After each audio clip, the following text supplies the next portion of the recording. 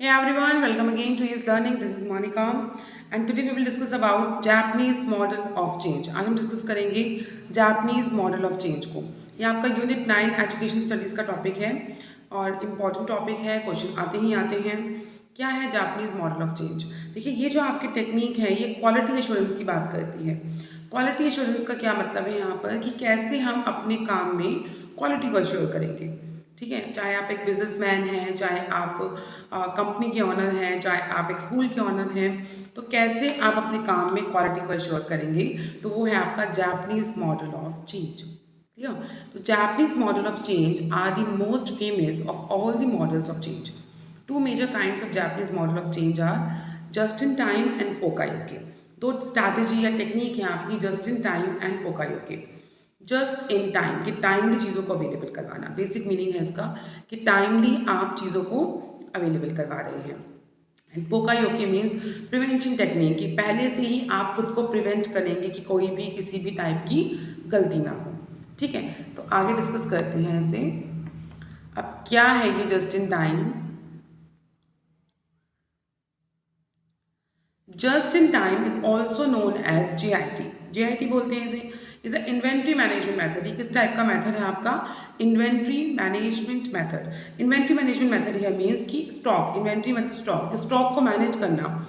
देखिए, जब भी आप बिजनेस करेंगे या एक ऑर्गेनाइजेशन के लिए क्या होता है कि कितना स्टॉक मैनेज करना है, कितना अमाउंट होना चाहिए चीज़ों का, कितना सप्लाई चेन होनी चाहिए, कैसे आप चीज़ों को टाइमली अवेलेबल कराएंगे, ना ओवर कैपेसिटी हो ना लेस कैपेसिटी हो, तो उसे कहेंगे आप जस्ट इन टाइम। स्टॉक को मैनेज करना, that is just in time.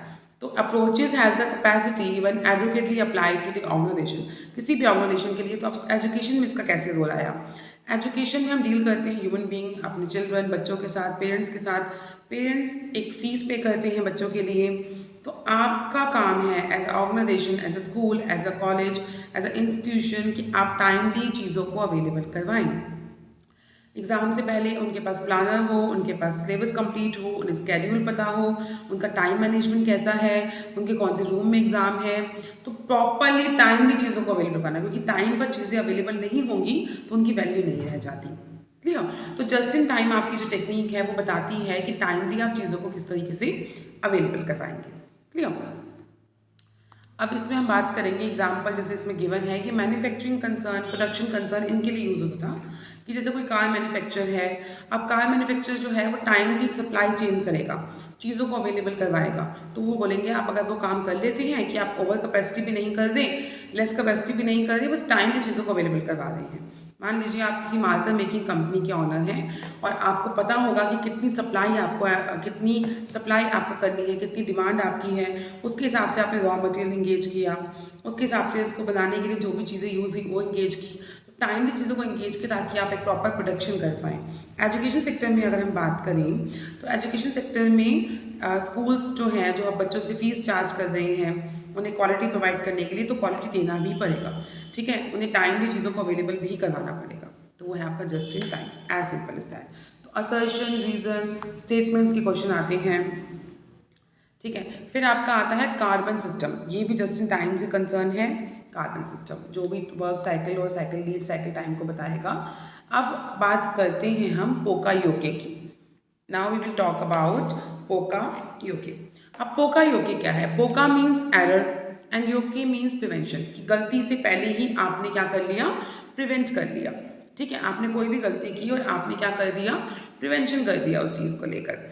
तो it is Japanese phase which means error prevention. ये एक जापनीज फेज है जिसका मतलब है एरर प्रिवेंशन। गलती को मतलब आप बच्चों से डील करेंगे अगर एजुकेशन सेक्टर में, तो गलती की चांस ही नहीं है। ऐसा आप मानेंगे ही नहीं कि किसी के साथ कुछ गलत हो जाए। ठीक है, जीरो डिफेक्ट पे चलेगा। This technique was developed in 1960s by शिंग्यो शिंगो। ये टेक्निक आपकी डेवलप हुई थी शिंग्यो शिंगो से, use to prevent and resolve defects during the production process. ठीक है, जो प्रोडक्शन प्रोसेस में डिफेक्ट्स ड्यूरिंग है, आपको वर्ड याद रखना है कि ड्यूरिंग प्रोडक्शन प्रोसेस। ठीक है, ये बहुत ध्यान देने वाली बात है कि ड्यूरिंग प्रोडक्शन प्रोसेस आपको याद रखना है। देखिए, ड्यूरिंग प्रोडक्शन प्रोसेस कि प्रोडक्शन प्रोसेस या कोई भी काम करते वक्त आपने प्रिवेंशन करनी है, होने के बाद नहीं। तो प्रोसेस वर्ड आएगा।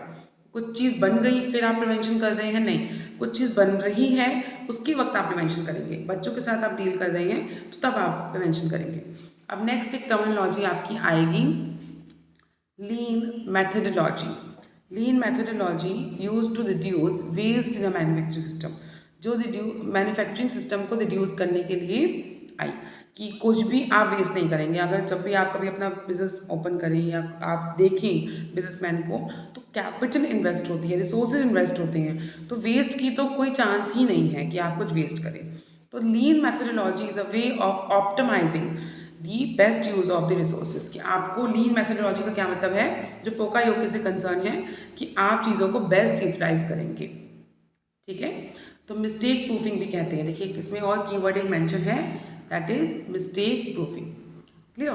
तो हमने क्या क्या डिस्कस किया, हमने डिस्कस किया just in time. Just in time का मतलब है चीज़ों को टाइमली अवेलेबल करवाना।